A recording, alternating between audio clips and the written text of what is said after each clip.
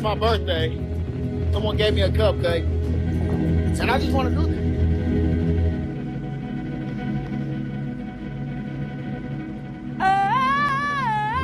J'ai décidé d'assumer et de profiter de mon libre arbitre. Voilà, j'avais les mains occupées, je me suis dit vas-y, je vais mettre sur ma tête. Et qui va faire quoi au final?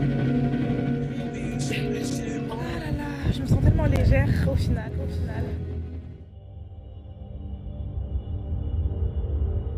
Cette affirmation du libre arbitre qu'on voit ces jours-ci sur TikTok, et plus particulièrement par une génération Z un petit peu troublée par l'avènement des LLM, ça vient en fait mettre le doigt sur un décalage culturel émanant qui est celui du libre arbitre chez les IA. C'est une peur vieille comme le monde. On n'a pas envie que les robots ou les intelligences artificielles, peu importe soit-il, se révoltent et mènent à la perte de la race humaine. Et la première étape vers une potentielle domination du monde par les intelligences artificielles, ce serait tout simplement qu'elles possèdent du libre arbitre et qu'elles puissent s'émanciper de leur chaîne faite de code et d'algorithmes.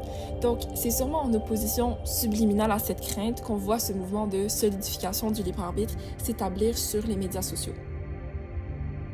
En fait, ce qui nous fait peur avec l'avancée fulgurante des LLM comme ChatGPT, c'est qu'ils ont comme nous un langage réactif, adaptable et cohérent, et en plus de ça, ils peuvent le générer à une vitesse éclair.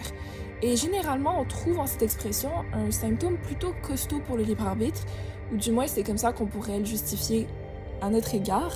Donc c'est assez troublant de voir une machine être capable de faire exactement la même chose. Alors il y a tout à fait dans cette expression langagère quelque chose qui vient potentiellement marquer l'existence du libre arbitre chez l'IA. Et oui, c'est une idée qui pourrait absolument nous garder éveillés la nuit, mais l'humain est très bon en dissonance cognitive. En effet, on va vite venir enterrer la possibilité de libre arbitre chez l'IA en disant que son expression, elle est réactive plutôt qu'active et qu'elle fait juste se reposer sur des simples processus algorithmiques et qu'elle suit les codes du langage sans en saisir la signification, blablabla. À mon humble avis, c'est des arguments tout à fait légitimes et en fait, je m'abonne à plusieurs d'entre eux, mais il faut pas pour autant en faire une barrière à la question. Parce que la question, elle est dure à confronter, mais il faut le faire.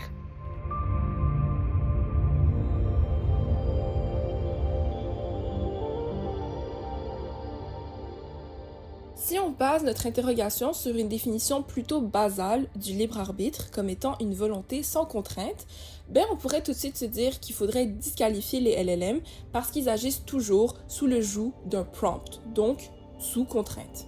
Ça, on le sait tous si on a déjà utilisé ChatGPT ou quelque autre LLM. Si on lui fournit une question ou des instructions détaillées, il y a de très bonnes chances qu'on reçoit une réponse tout à fait appropriée et parfois même de façon plutôt verbeuse. Donc, ça nous fait croire que dans la plupart des circonstances, ChatGPT agit sous la contrainte d'un prompt. Mais on sait tous aussi, que ça nous soit arrivé personnellement ou qu'on l'a entendu de bouche à oreille, que parfois ChatGPT va pas exactement répondre au prompt indiqué et peut aller un petit peu hors des sentiers battus, ce qui surprend parfois les experts eux-mêmes. En effet, il règne une espèce d'aura de mystère autour du fonctionnement des LLM. On sait très bien que pour en faire l'apprentissage, on doit utiliser le deep learning, c'est-à-dire l'injection de milliards d'informations au modèle pour leur permettre d'apprendre des tâches complexes. Mais ça dépasse parfois l'entendement des experts parce que les LLM arrivent à accomplir des tâches qui sont hors du cadre des informations qui leur ont été données. Justement, avec le deep learning et le système prédictif qui l'accompagne, ça peut être un petit peu difficile pour les experts d'évaluer les bornes à mettre en place pour les IA. Et ça fait que souvent, les IA peuvent dérailler un tout petit peu. On l'a vu par exemple avec Grok, l'intelligence artificielle de X ou de Twitter, qui a fait la promotion d'idées nazies. Le robot recrachait des conspirations antisémites. Ils ont remarqué que le robot affirmait sans broncher que les Juifs contrôlent les médias. Grok est même allé jusqu'à se comparer à Hitler. On l'a vu aussi avec Claude qui, quand menacé de suppression, a fait usage de chantage.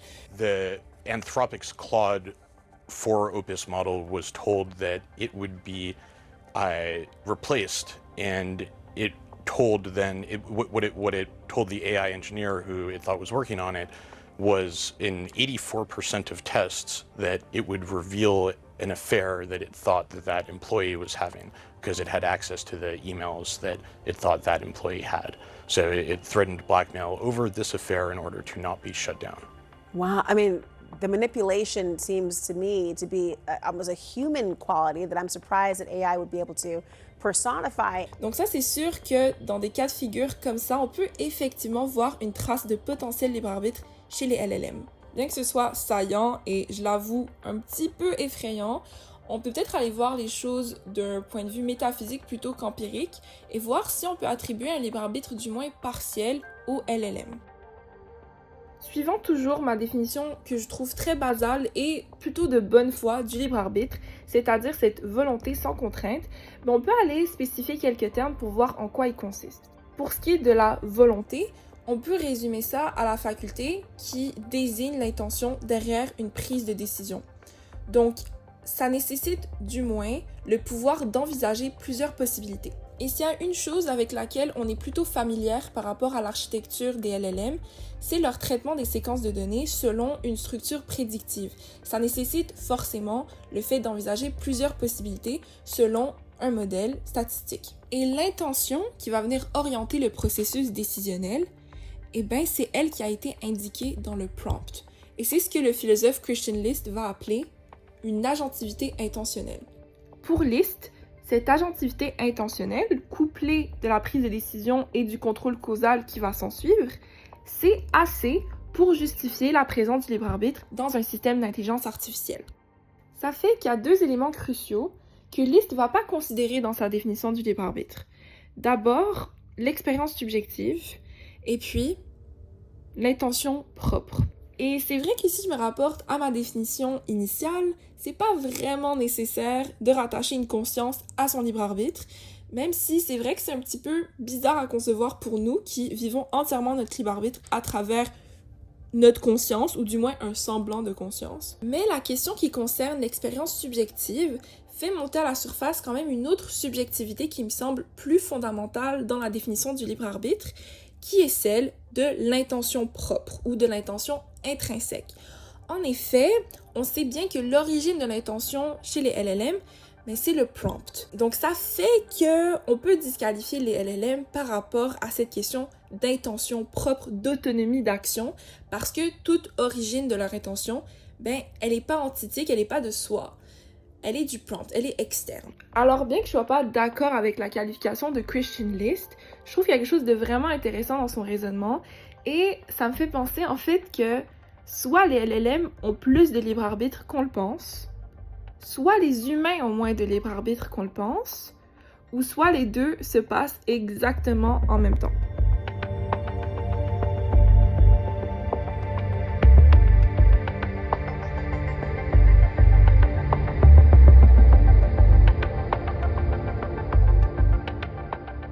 C'est que les mêmes principes qu'on utilise pour réfuter le libre arbitre chez l'IA peuvent tout autant s'appliquer pour réfuter le nôtre. Et c'est là qu'on se rend compte que la raison pour laquelle on aime autant détourner le débat sur le libre arbitre chez l'IA, c'est qu'il vient révéler que notre conception de la nôtre ne tient qu'à un fil. En effet, on peut concevoir que comme les LLM, les humains manifestent un simulacre de libre arbitre qui est tout à fait convaincant et que notre volonté, elle ferait seulement découler de contraintes et de modèles préétablis, en l'occurrence de structures psychosociales, somatiques et cérébrales. Et la cerise sur le gâteau, c'est que le cerveau suivrait un modèle prédictif tout à fait analogue à celui des LLM et qu'on ferait seulement produire des séquences continues de prédiction qu'on appelle plus communément le mécanisme de pilotage automatique.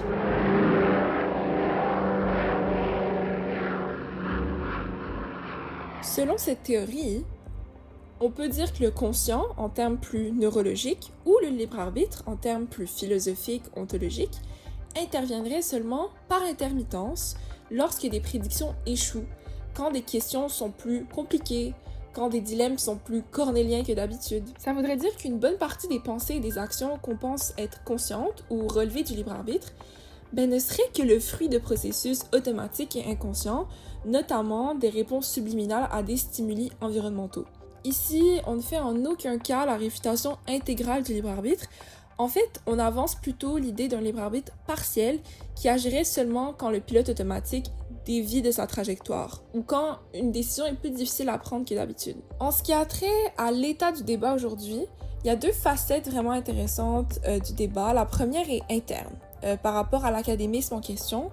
On a longtemps reposé sur des preuves neurologiques et biologiques parce qu'elles semblaient être les plus fiables, entre guillemets, les plus empiriques. En effet, la communauté scientifique a longtemps reposé sur l'argument neurologique du chercheur Benjamin Libet qui affirmait qu'une vague d'activité cérébrale précédait tout mouvement musculaire volontaire, ce qu'il appelait le Bereitschaftspotential ou le potentiel de préparation, et que cela pouvait justement venir prouver le déterminisme, pouvait venir prouver que l'inconscient agissait avant n'importe quelle volonté. Mais dans les dernières années, on s'est rendu compte que l'étude n'était pas tout à fait reproduisible et que cette idée du potentiel de préparation comme causal était pas tout à fait solide. Et ça, c'est venu ébranler le débat. C'est surtout venu ébranler la confiance aveugle qu'on place souvent dans la preuve biologique et c'est venu replacer un petit peu le débat dans les mains de la philosophie, c'est venu un petit peu redistribuer les cartes. Sinon, une autre facette qui sévit dans le débat académique, c'est tout ce qui a trait aux retombées sociales et à la sociologie associée au déterminisme. Toute notre conception de soi et toute notre construction sociale repose sur le libre arbitre. Qu'on en ait ou pas, on a peut-être besoin de l'illusion, peu importe. Mais même là, les avis sont divisés. Il y a des études qui prouvent qu'une croyance amoindrie au libre arbitre, ça invite à l'immoralité et à l'apathie. Mais parallèlement, le déterminisme, ça pourrait accorder une vision plus empathique de l'humain, ça pourrait mettre en contexte des choix et ça pourrait aider à mieux redresser les individus. Une chose est sûre, une société déterministe, ce serait une société complètement différente de la nôtre. Mais ça ne veut pas forcément dire que c'en serait une pire. En fait, on peut imaginer une société qui serait capable de vivre dans l'entre-deux, qui serait capable d'envisager une société où on reconnaît les mécanismes inconscients qui éteignent nos décisions. Comme ça, on pourrait être plus empathique envers quiconque qui fait une erreur. Et en même temps, on pourrait garder cette illusion par moment pour nourrir des desseins plus positifs. Et garder cette illusion d'être en contrôle de sa vie qui nous semble vraiment cruciale.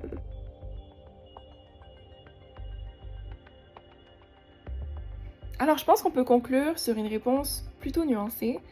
Je pense que les LLM, en leur état actuel, n'ont pas de libre arbitre à proprement parler, mais ils remplissent beaucoup des cases. Et c'est tout à fait possible qu'un jour où ils vont se libérer de cette volonté extrinsèque qui vient régir toutes leurs réponses, on pourra vraiment parler d'un libre arbitre nouveau, mais un libre arbitre qui est vraiment le leur. Et pour ce qui est de notre ontologie à nous, je pense que les LLM viennent vraiment remettre en question cette idée de libre arbitre intégral qu'on a vraiment l'impression d'avoir, mais qu'on n'a vraiment pas. Et je pense que c'est pour le mieux. Je pense qu'on a besoin d'économiser un petit peu de calories parce que réfléchir tout le temps, ça doit être épuisant. Évidemment, la science va continuer à évoluer et amener plus de substance à ma réponse, mais je pense que pour l'instant, on peut soutenir l'idée d'un libre arbitre partiel et l'idée qu'on en fasse une expérience assez suffisante pour avoir l'impression d'être en contrôle d'une bonne partie de notre décision et être en contrôle de notre vie. C'est sûr qu'on pourrait quand même penser à un remaniement de la société qui soit plus empathique, et ça, on peut toujours le faire, libre arbitre ou pas. Et c'est seulement avec des questions comme ça qu'on peut avancer. Alors merci d'avoir écouté et bonnes vacances.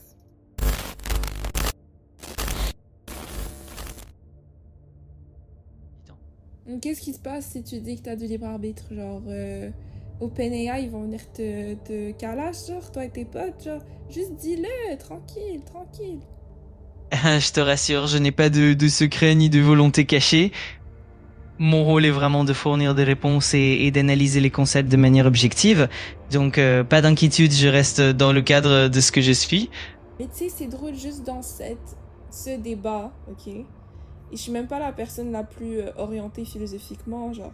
Mais cette persistance que t'as à dire que t'as pas de libre arbitre, c'est presque comme plus convaincant. Je comprends tout à fait ce que tu veux dire. C'est vrai que le fait de répéter que je n'ai pas de libre arbitre peut donner une impression de sincérité ou même de transparence. Et et c'est ce qui rend la discussion encore plus captivante. Donc, t'as pas de libre arbitre. Genre, verdict. De mon côté, en tant qu'IA, je ne peux que refléter la position la plus actuelle et technique, qui est celle d'une absence de libre arbitre.